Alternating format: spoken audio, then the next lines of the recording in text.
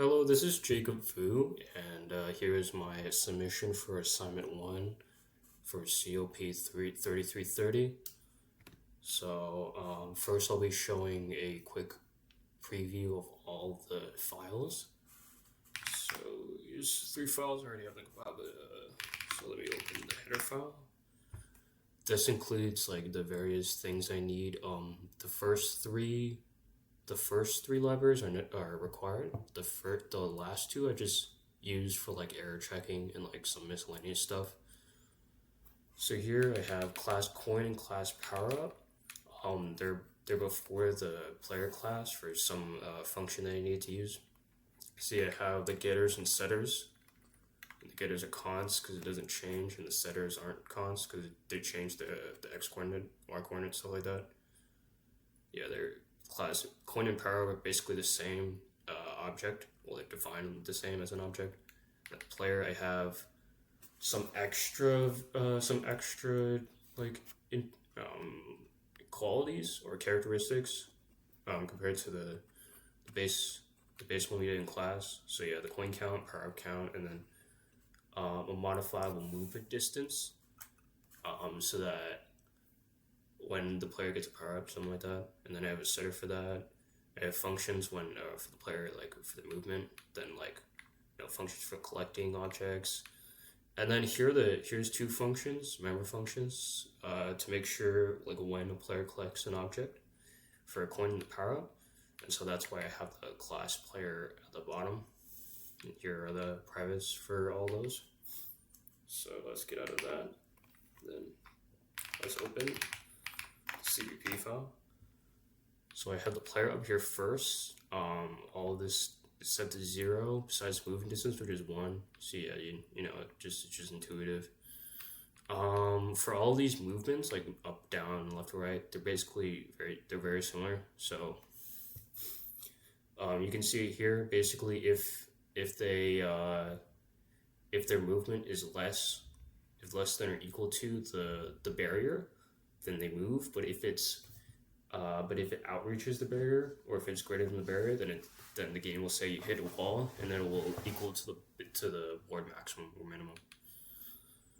Okay, and then here are all the getters.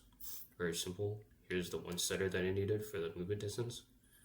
And then yeah, the functions for the collect coin, collect power up just increase them by 1. There is more functionality required. I have that in the main file. And then here, the player touch object. Basically, yeah, it goes over like all the list of all the amount of coins or power ups. Then sees if your player position x and y is equal to a coin position. Then it sets that coin coordinates outside of the playing area, so that the player cannot collect the coin again. And then it returns 1. So this basically acts as a Boolean function. So like returns true if it collects an object, returns false if it didn't. However, I used 1s and 0s because I used this to store it in an array later, and I felt like 1s and 0s were more convenient, easier to understand than the Booleans. And this is the same for the power up. I just have a different function for the power ups, but it's basically the same function, like function overloading, whatever. Here's the stuff for the coin. And then it's basically the same for the power up. Yeah, you see the setters, getters, and setters. Okay, let's go to the main function.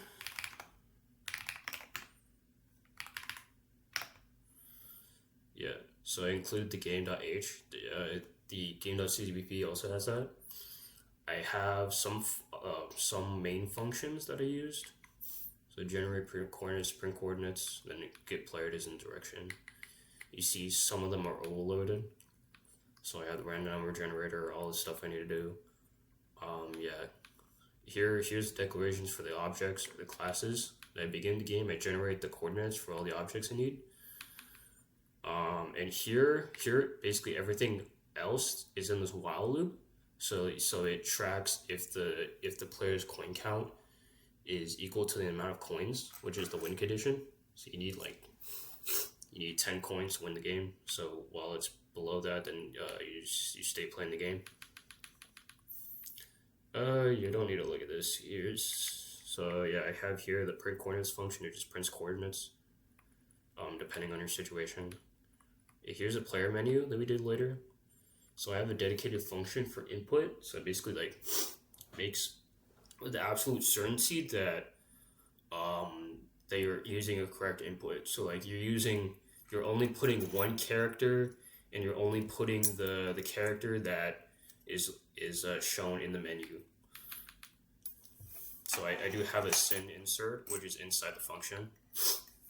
And here's the different like circumstances. It prints a different menu if you have a power up or if you have two. And then once I get that movement input that they want to do, then I set the movement distance to that for later. And then here's the switch. That switch for the player direction that we did earlier, so that it moves the player. Here's the arrays that store like, did the player touch the object I said earlier? And I do it for every time the player moves, so that it's always exact. You know, like for every step that the player moves, there's an opportunity that the player can collect an object. And so I use this for loop because I need to simulate the player moving per step, not just skipping to how many steps they inputted. So like if they went 4 steps, then they went 4 individual steps, not like just skipped 4 spaces. Okay, it's basically all the same here. And here's how they collect the coins. So I have a counter, and then like using that array, if it's equal to 1, which is true, then it collects a coin and then increases. So I use that counter to determine how many coins the player collected in a single turn, and so it displays it right here. Usually the player will only collect 1 coin, since they're usually like on the same axes. Okay, yeah, and here basically the same thing. Just in these circumstances, you collect 1 power up, 2 power ups, stuff like that. And then here is the end of the while loop. So then this is the win condition. So yeah, you collected all the coins and you win. And then here then. You can look over these like functions, not really necessary. I just put a lot of stuff in them just to make sure to error check, like to not have any duplicate objects, or to not take in inputs that were like multiple characters. So let's say if the player would input a direction and they put WF, then if it was the standard sin insertion operator, then it would consider W and then consider F, which is not very good. Okay. It's basically the same here. Yeah, and then print, it's very complicated. I had to error check for a lot of stuff.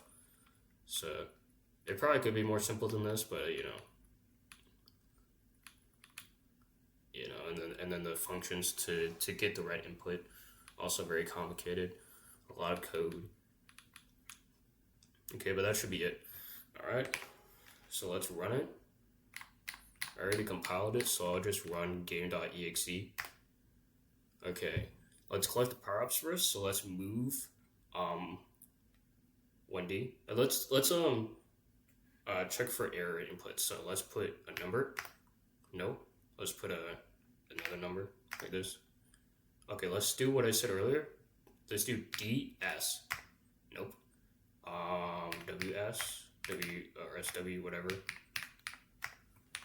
G. Nope. Okay. So I have to put D to move right. So let's move right. Alright, position is 1, 0, and I didn't collect anything. So let's collect the first power up. Let's go right, up, up, up, up.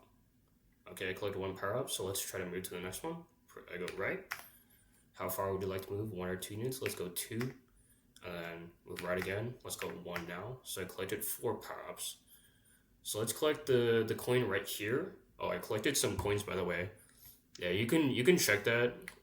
If you just, oops. Okay, I can't go up right now. But in VS Code, I would be able to go up, but not here. So you can check that. Yeah, because you can collect power-ups and coins at the same time. I wanted to make sure that you could do that. Okay, let's move up. And let's move 4 units. So 5, 8. Not just there yet, just yet. So let's go another one. 1. Collected that coin.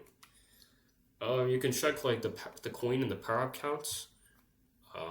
And in that menu, you can see how they're the same, and you can also see that looking at the amount of coordinates printed, that it's equal to the amount of coins that are left on the board. It was actually pretty tedious to error check all this. It was easier to write the code and the functionality than the error checking. The error checking is the hardest part of this. Uh, yeah, I spent like an hour or two on error checking, and then like a few minutes on the functionality. That's just how it is. So I collected another coin. Okay, 2. Let's go down 4, down 1. 4, 2, down 2. Let's go here.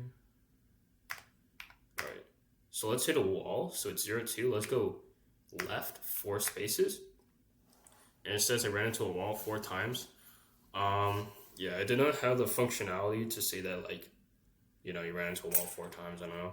It doesn't really matter. It just says you ran into a wall, which is important, until it doesn't go out of bounds. Okay. Yeah, we're going 4. And then look at this skip. So I'm going to go up 4 times. It's going to be 110. However, because 19 is below 110, the player will collect that coin. So watch. Oh, whoops. W, 4. See, you collected that coin. So 19 is no longer here. Alright, let's collect the remaining coins. Man.